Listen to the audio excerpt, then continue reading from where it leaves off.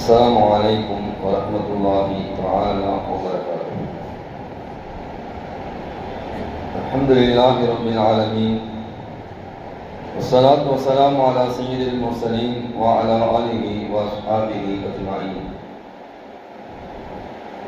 قال الله تعالى في القرآن العظيم وفي الفرقان المجيد: أعوذ بالله من الشيطان الرجيم، بسم الله الرحمن الرحيم. يا أيها الذين آمنوا قوا أنفسكم وأهليكم نارا وقودها الناس والحجارة صدق الله العلي العظيم.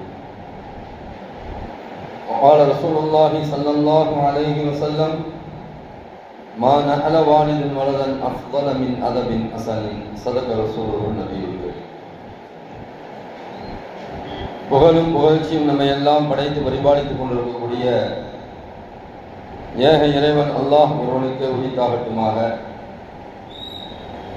அவனுடைய திருத்தூதர் மாரியும் தலைவர் அண்ணலம் பெருமானார் ஸல்லல்லாஹு அலைஹி வஸல்லம் அவர்கள் மீதும், அவர்களின் வழி நடந்த உத்தம சத்திய சஹாபாக்கள், தாபிஈன்கள், தபா தாபிஈன்கள், ஷுஹதாக்கள், சாலிஹீன்கள், குறிப்பாக ஜும்மாவுடைய தினத்திலே அல்லாஹ்வுடைய இல்லத்திலே இங்கே ஒன்று கூடியிருக்கக்கூடிய நம் அத்தனை பேர்கள் மீதும் வல்ல நாயனின் சாந்தியும் சமாதானம் நிறைவாக உண்டாகட்டுமாக. ஆமீன்.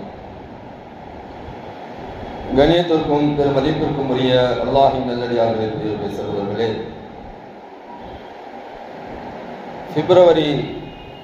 நவம்பர் 14ஆம் தேதி குழந்தைகள் தினமாக இந்தியாவிலே கொண்டாடப்படுகிறது. இந்த சில்ட்ரன்ஸ் டே இந்தியாவினுடைய முதல் பிரதமர் ஜவஹர்லால் நேரு அவர்களுடைய பிறந்த நாளை முன்னிட்டு அவர்களுடைய அந்த பிறந்த நாளையே குழந்தைகள் தினமாக, சில்ட்ரன்ஸ் டேவாக இந்தியாவிலே எல்லா இடங்களிலேயும் எல்லா பள்ளிக்கூடங்களிலேயும் கொண்டாடப்பட்டு வருகிறது. இதற்கு காரணம் என்னவென்று சொன்னால், ஜவஹர்லால் நேரு அவர்கள் குழந்தைகளின் மீது அதீத பாசத்தை வைத்திருந்தார்கள். குழந்தைகளுடைய நலனுக்காக வேண்டி அதிகமாக பாடுபட்டார்கள். அவருடைய விஷயத்திலே அதிகமாக கவனம் எடுத்தார்கள். குறிப்பாக குழந்தைகளுடைய பாதுகாப்புக்காக வேண்டி 1955 அவர்களுக்காக வேண்டி ஒரு அமைப்பையே உருவாக்கினார்கள் என்பதாக நாம் வரலாற்றிலே பார்க்கிறோம்.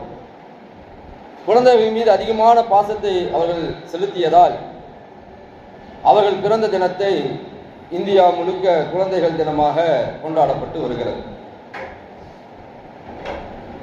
இன்றைக்கு இந்தியாவிலே குழந்தைகளுடைய பாதுகாப்பிற்காக வேண்டி பல்வேறு விதமான குழுக்கள் அமைக்கப்பட்டிருக்கிறது.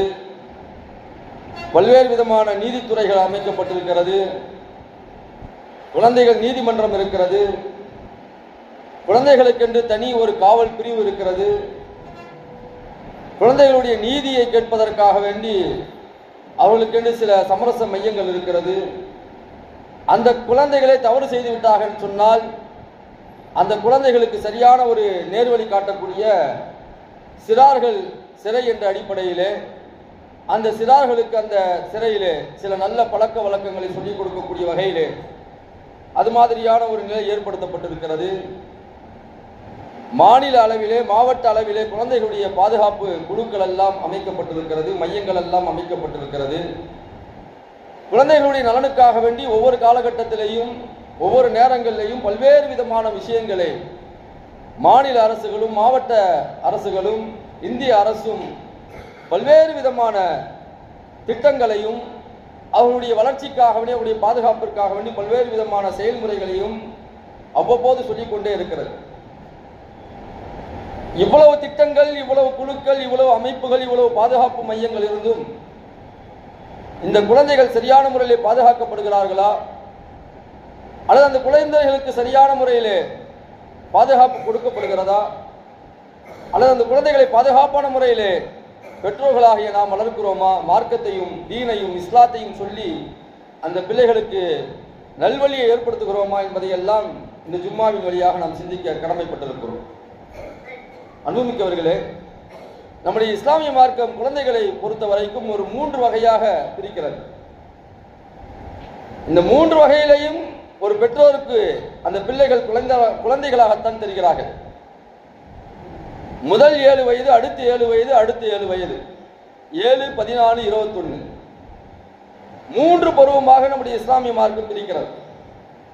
இந்த 3 பருவங்களும் அவர்கள் குழந்தைகளாகத்தான் பார்க்கப்படுகிறார்கள். திருமணம் முடித்து கொடுத்து விட்ட பிறகுதான் அவர்கள் வேறொருவருடைய கணவனாக, வேறொருவருடைய மனைவியாக மாறுகிறார்கள். அவர்களுக்கு குழந்தை பிறக்கிறது, அவர்கள் தாய் தந்தையாக மாறுகிறார்கள். நம்முடன் இருக்கும் வரைக்கும், திருமணம் முடிக்கும் வரைக்கும் ஒரு பெற்றோர்களுக்கு அவர்கள் பிள்ளைகளாகத்தான் பார்க்கப்படுகிறார்கள். எவ்வளவு அவர்கள் வளர்ந்தாலும், எவ்வளவு படித்தாலும், எவ்வளவு வயதானாலும் கூட அவர்கள் திருமணம் முடித்து கொடுக்கப்படும் வரைக்கும் குழந்தைகளாக பார்க்கப்படுகிறார்கள். அந்த வகையிலே பெரியோர்கள் சொல்வார்கள், குழந்தைகளுடைய அந்த பருவம் 3 பருவமாக பார்க்கப்படுகிறது. முதல் பருவம் என்பது முதல் 7 வயது என்பது அந்த பிள்ளைகளுக்கு விளையாட்டு பருவம், ஓடி ஆடி விளையாடக்கூடிய ஒரு பருவம். அந்த பருவத்திலே அந்த பிள்ளைகளை நல்ல விளையாட விட வேண்டும், அந்த பிள்ளைகளை ஓடி ஆடி விளையாட விட வேண்டும், அந்த பிள்ளைகளுக்குரிய முழுமையான விளையாட்டினுடைய சுதந்திரத்தை தர வேண்டும். ஆனால் இன்றைக்கு அதுவெல்லாம் குறைக்கப்பட்டிருக்கிறது.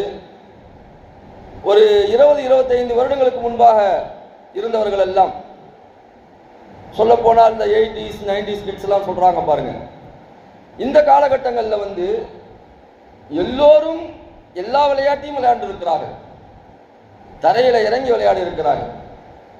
குழந்தைகளுடைய உடலிலே மண்பட்டு இருக்கிறது. ஆனா இன்னைக்கு மண்ணு கூட படாம என்ன செய்யறோம், குழந்தைகளை வளர்க்கிறோம். ஒரு தூசி கூட படாம குழந்தைகளை வளர்க்கிறோம். குழந்தைகளுக்கு எப்பொழுது தைரியம் வரும் என்று சொன்னால், அது கீழே விழுந்து எழுந்திருச்சு அடிபட்டு அதிலிருந்து அது மீண்டு வரும்போது தான் அதுக்கு ஒரு தைரியம் வரும். ஆனா இன்னைக்கு அந்த தைரியத்தெல்லாம் நம்ம கொடுக்கறது கிடையாது.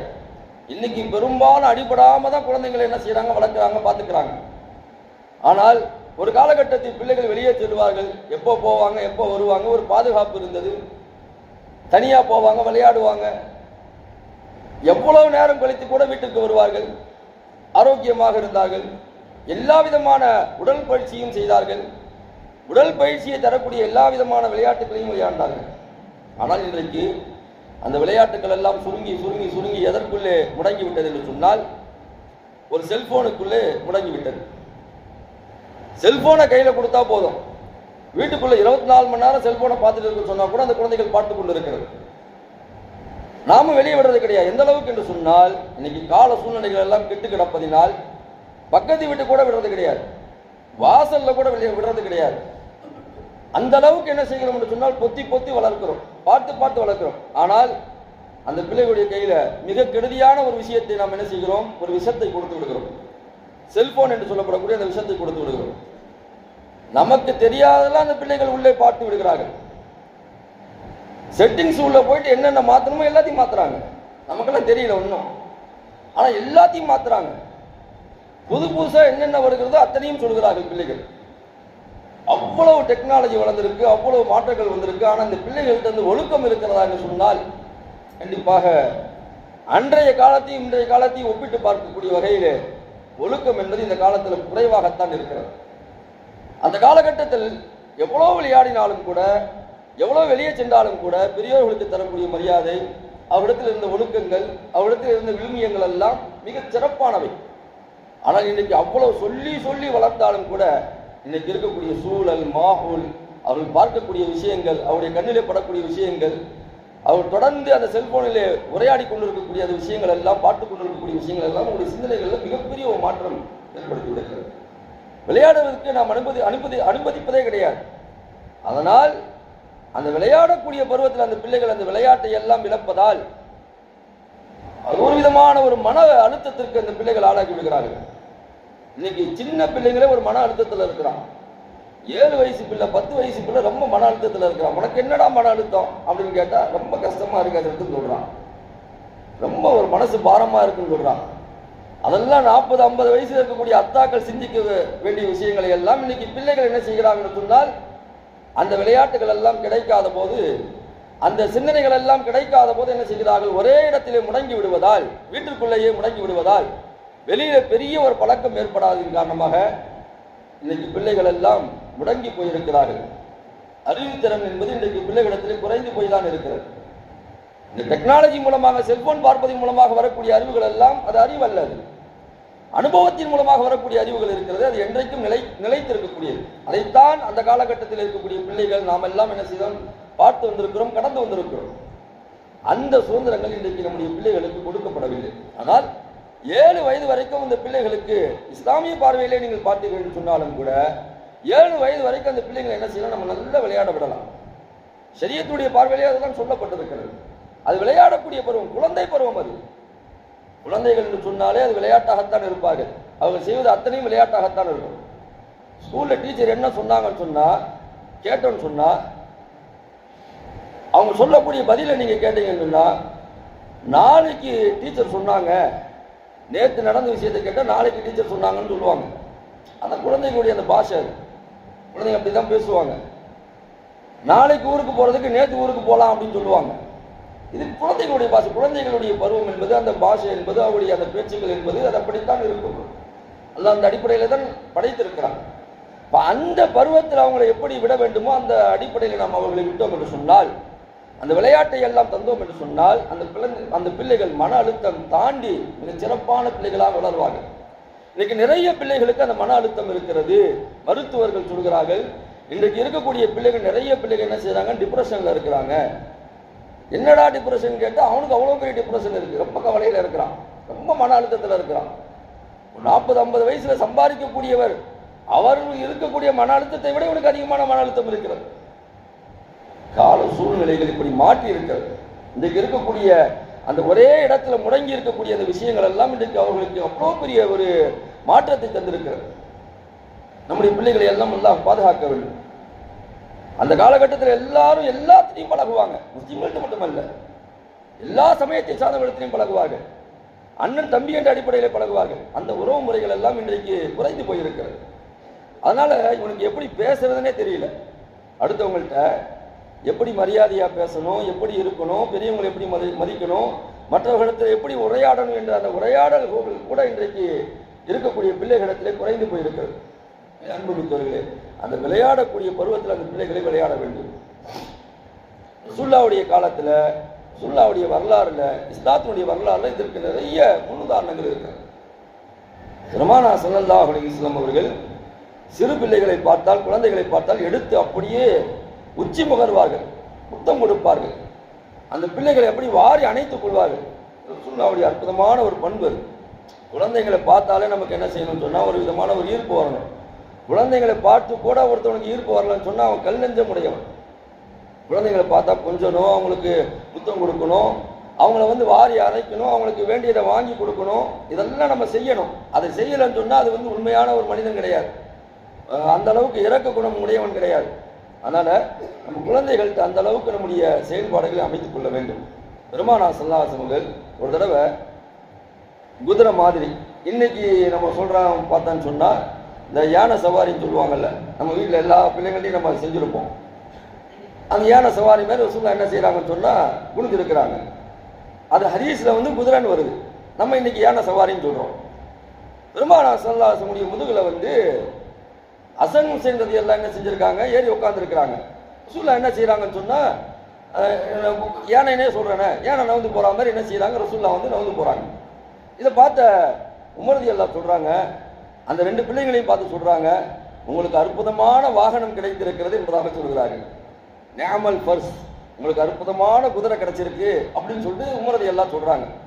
இதை கேட்ட பெருமானார் ஸல்லல்லாஹு அலைஹி வஸல்லம் சொல்கிறார்கள், கிடைத்த குதிரை மட்டும் அற்புதமானதல்ல, அந்த குதிரையில சவாரி செய்யக்கூடிய வாகனிகளும் அற்புதமானவர்கள், அந்த 2 பேர பிள்ளைகளும் மிக அற்புதமானவர்கள் என்பதாக சொல்றாங்க. நிஅமல் ஃபர்சானி ஹுமா, அதுல பயணம் செய்யக்கூடியவர்களும் மிகச் சிறந்தவர்கள் என்பதாக பெருமானார் ஸல்லல்லாஹு அலைஹி வஸல்லம் சொல்றாங்க.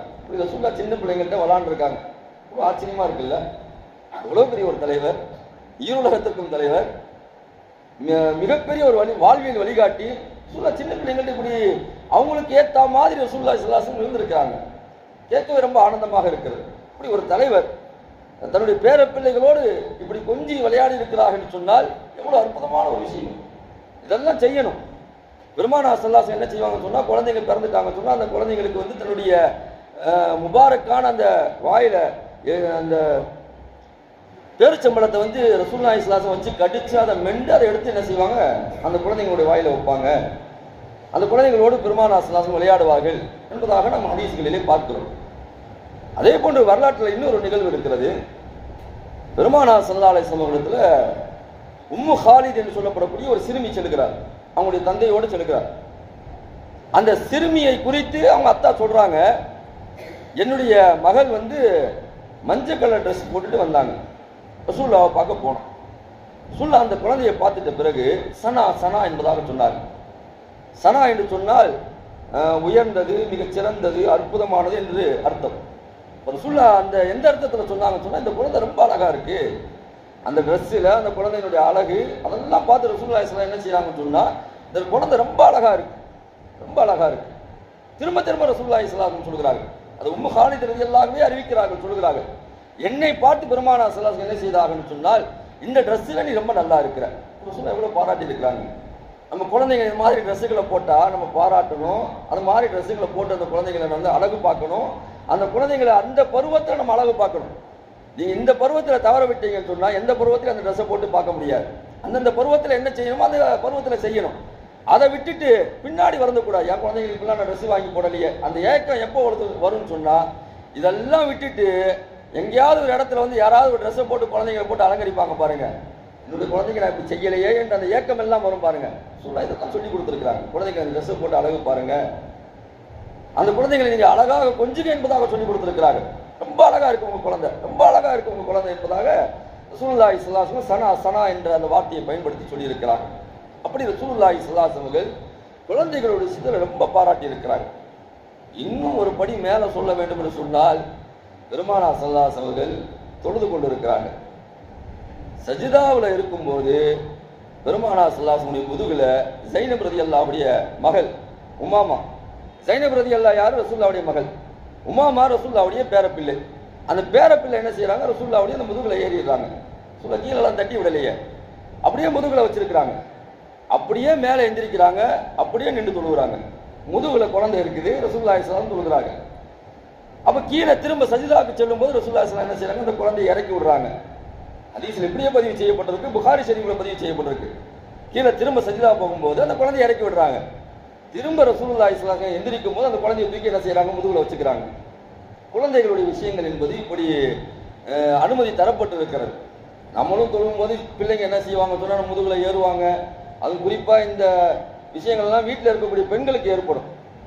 எந்த அளவுக்கு மார்க்க மசாயில்கள் எல்லாம் எழுதப்படுகிறது என்று சொன்னால், விரிவான மசாயில்கள் எழுதப்படுகிறது. ஒரு பால் குடி பருவ குழந்தை அம்மாட்ட போய் பால் குடிச்சிருச்சுன்னா என்ன சட்டம் என்ற அளவுக்கு என்ன செய்யறாங்கன்னு சொன்னா, இந்த சட்டங்களை எல்லாம் வரையறுக்கிறார்கள். இந்த அளவுக்கு மார்க்கத்தில் சில அனுமதிகள் எல்லாம் தரப்பட்டு இருக்கிறது.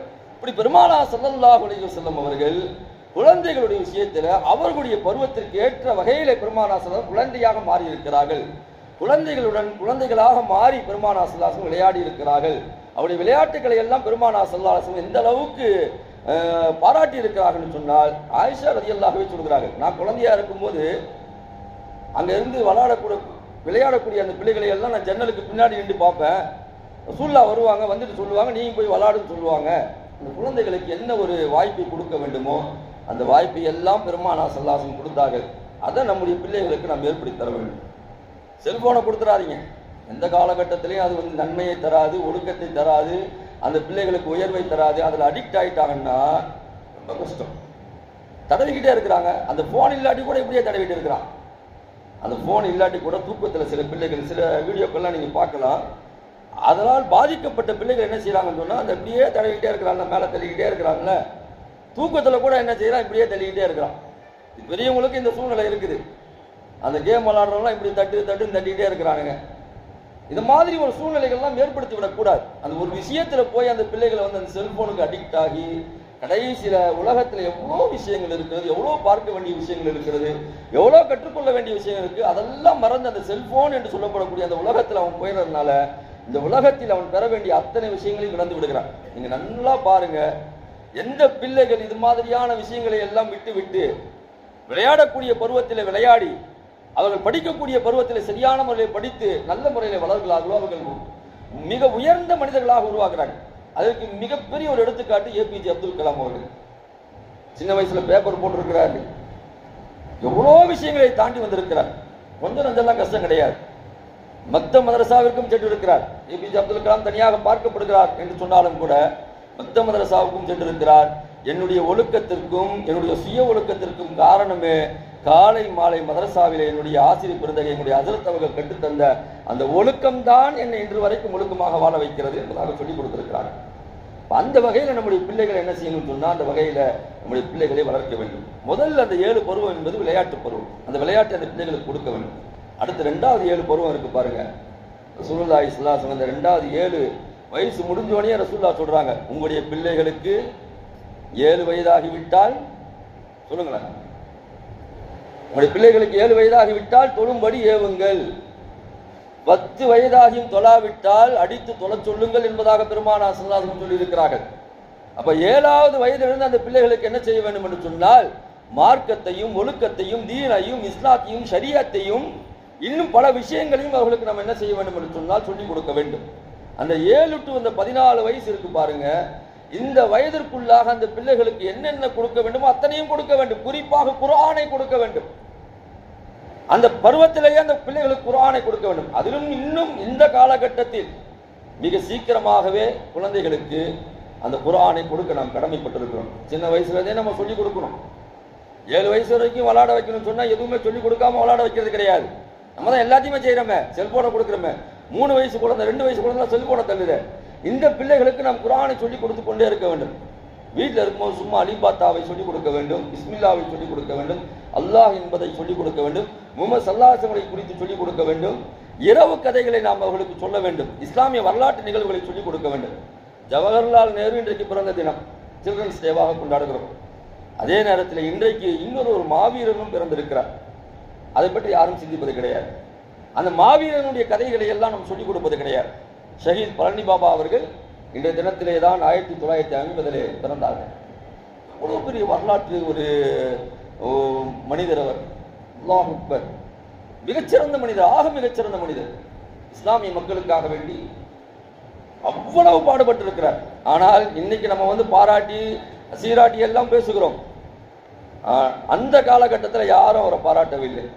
அவர் பேசிய காலகட்டத்தில் எல்லோரும் ஒதுக்கினார்கள். எல்லா ஜமாத்தும் ஒதுக்குச்சு, எல்லா பள்ளிவாசலும் ஒதுக்குச்சு, எல்லா ஊர் மக்களும் ஒதுக்கினார்கள்.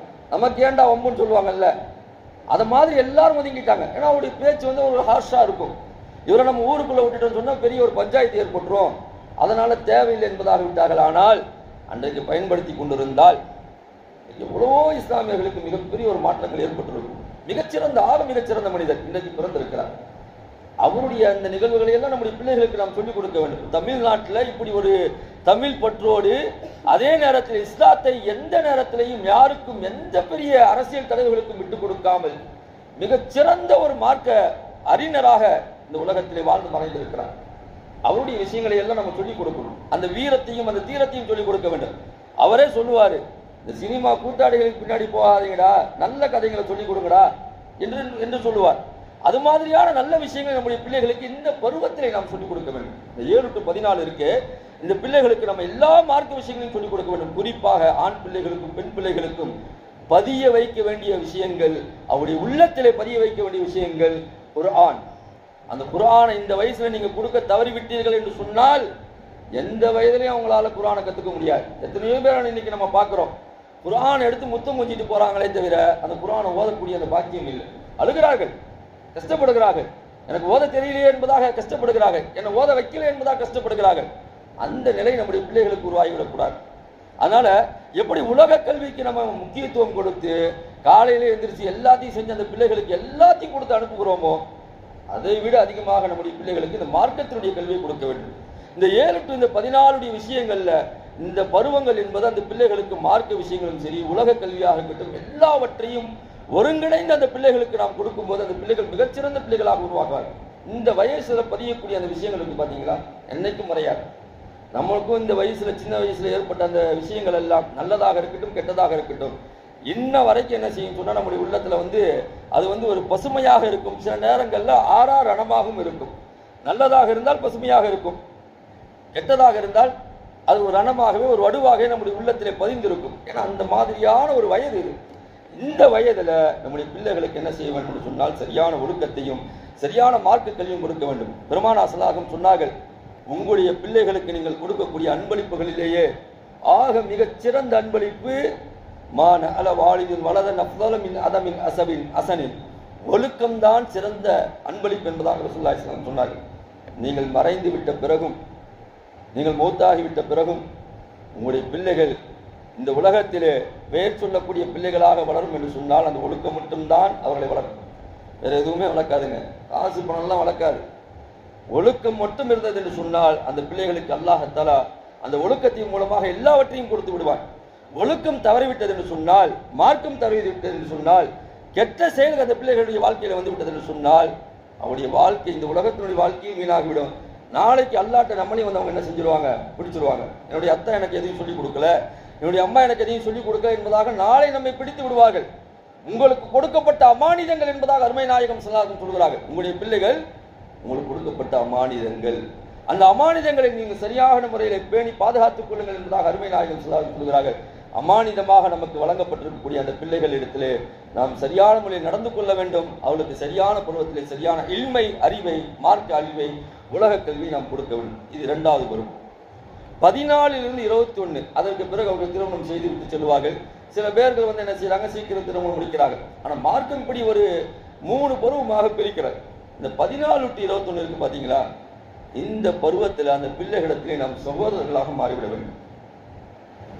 அவளுக்கு தோளுக்கு மேல வளர்ந்துட்டு அவங்க வந்து அவங்கள தட்டி கொடுக்கணும்னு சொல்லுவாங்கல்ல, அந்த மாதிரி இந்த பருவங்கள்ல வந்து ஹார்மோனல் சேஞ்ச் இருக்கும். அவங்கள்ட்ட பலவிதமான விஷயங்கள், அவங்களுடைய வாழ்க்கையில மாற்றங்கள் ஏற்படும். பலவிதமான விஷயங்கள் அவங்க பார்ப்பாங்க. வெளியில போகக்கூடிய விஷயங்கள், பள்ளிக்கூடத்தில் படிக்கக்கூடிய விஷயங்கள், காலேஜில் படிக்கக்கூடிய விஷயங்கள், இப்படி நிறைய மாற்றங்கள் அவங்களுடைய உள்ளத்தில் ஏற்படும் போது நீங்கள் சகோதரர்களாக மாறாவிட்டால், ஒரு பெற்றோர் சகோதரர்களாக அந்த பிள்ளைகளுக்கு மாறாவிட்டால் அந்த பிள்ளையினுடைய உள்ளத்தில் இருக்கக்கூடிய எந்த விஷயத்தையும் உங்களால் அறிய முடியாது. ஒருவர் தன்னுடைய உள்ளத்தில் இருக்கக்கூடிய விஷயத்தெல்லாம் யார்கிட்ட பகிர்ந்துக்கிறார் சொல்லுங்க பார்க்கலாம்? தன்னுடைய நண்பர்கிட்ட பகிர்ந்துக்கிறார். அந்த நண்பன் மாதிரி அந்த பெற்றோர்கள் மாறிவிட்டாங்கன்னு சொன்னால் நடக்கக்கூடிய அத்தனை விஷயத்தையும் என்ன செஞ்சிருவான், அத்தாட்டி அம்மாட்டி வந்து சொல்லிடுவான். அந்த பெண்ணும் அத்தாட்ட அம்மாட்ட வந்து சொல்லிடுவாங்க, இது மாதிரி இங்கே போனால் இந்த மாதிரி எனக்கு டிஸ்டர்ப் ஆச்சு, இவங்க எனக்கு இது மாதிரி இது பண்ணாங்க, நல்லது பண்ணாலும் சரி கெட்டது பண்ணாலும் சரி எல்லாத்தையும் அத்தா அம்மாட்ட வந்து ஒப்படைச்சிருவாங்க. ஆனால் இன்னைக்கு டிஸ்டன்ஸ் மெயின்டைன் பண்ணுறதுனால என்ன ஆகுதுன்னு சொன்னால், சில விஷயங்கள் அந்த பிள்ளைகள் வெளியில சொல்ல முடியாம உள்ளத்திலேயே போட்டு அடக்கி வச்சு பின்னாடி அது ஒரு பெரிய பிரச்சனையாக நமக்கு கண்ணுக்கு முன்பாக வரும்போது அந்த பிரச்சனைக்கு பின்னாடி நம்ம ஓடக்கூடிய ஒரு சூழ்நிலை ஏற்படுகிறது. அந்த பிரச்சனையை தீர்ப்பதற்காக வேண்டி பல வருடங்கள் தாண்டி செல்ல வேண்டிய ஒரு சூழ்நிலை ஏற்படுகிறது.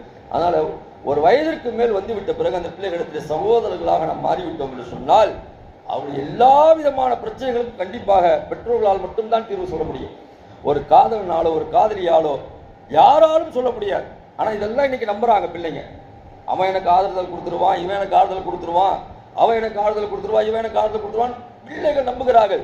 அது அந்த வயது, அது டீனேஜ் வயது, அது அப்படித்தான் அவர்களை நம்ப வைக்கும். அந்த வயது என்பது ஒரு கோளாறான ஒரு வயது. அது அந்த வயதுல நீங்கள் சகோதரர்களாக அந்த பிள்ளைகளுக்கு மாறி அந்த பிள்ளைகளுடைய அத்தனை விஷயங்கள் நீங்கள் பொறுப்பெடுத்துக் கொண்டு அவருடைய நல்ல கெட்ட விஷயங்கள் அத்தனையும் அறிந்து கொண்டு அவர்களுக்கு சரியான நேரத்தில் சரியான மருந்தை கொடுத்தால், சரியான ஒரு மருத்துவத்தை கொடுத்தால், சரியான ஒரு தீர்வை நீங்கள் அவர்களுக்கு முன்வைத்தீர்கள் என்று சொன்னால் கண்டிப்பாக எந்த காலகட்டத்தில் எங்களுடைய அத்தா அம்மா மாதிரி வராதுங்க என்று சொல்லக்கூடிய பிள்ளைகளாக இருப்பார்கள். இப்படி மார்க்கம் குழந்தைகளுடைய விஷயத்தில் மிக கவனமாக இருக்க சொல்லியிருக்கிறது. நம்முடைய பிள்ளைகள் அல்லாஹ் தஆலா நமக்கு கொடுத்திருக்கக்கூடிய மிகப்பெரிய ஒரு பொக்கிஷங்கள். நாளை மறுமையிலே அல்லாஹ்விடத்திலே சாட்சி சொல்லக்கூடிய பிள்ளைகள், அந்த பிள்ளைகள் கெட்ட பிள்ளைகளாக மாறிவிடக்கூடாது. நம்முடைய மரணத்திற்கு பின்னால் நம்முடைய பிள்ளைகள் எப்படி இருக்க வேண்டும் சொல்லுங்க பார்க்கலாம். நம்முடைய மரணத்திற்கு பின்னால் நம்முடைய பிள்ளைகள் நமக்கு துவா செய்யக்கூடிய பிள்ளைகளாக இருக்க வேண்டும். அதுதான் சிறந்த பிள்ளைகள் என்பதாக அருமை நாயகம் ஸல்லல்லாஹு அலைஹி வஸல்லம் சொன்னார்கள். அது மாதிரியான பிள்ளைகளை நாம் உருவாக்க வேண்டும். அல்லாஹ் தஆலா அது மாதிரியான பிள்ளைகளை நமக்கு தருவானாக. நம்முடைய பிள்ளைகளுக்கு அது மாதிரியான கல்வியை தரக்கூடிய பாக்கியத்தை அல்லாஹ் நமக்கு தருவானாக. நம்முடைய பிள்ளைகள் நம்மை மதிக்கக்கூடிய வகையிலே, நாம் நம்முடைய பிள்ளைகளிடத்தில் இரக்கம் காட்டக்கூடிய வகையில் அல்லாஹ் தஆலா நம்முடைய பண்புகளையும் நம்முடைய எல்லா விதமான விஷயங்களையும் அல்லாஹ் தஆலா மாற்றி அமைப்பானாக. வாஹிதவான அல்ஹம்துலில்லாஹி ரப்பில் ஆலமீன். அஸ்ஸலாமு அலைக்கும் வரஹ்மத்துல்லாஹி வபரகாத்துஹு.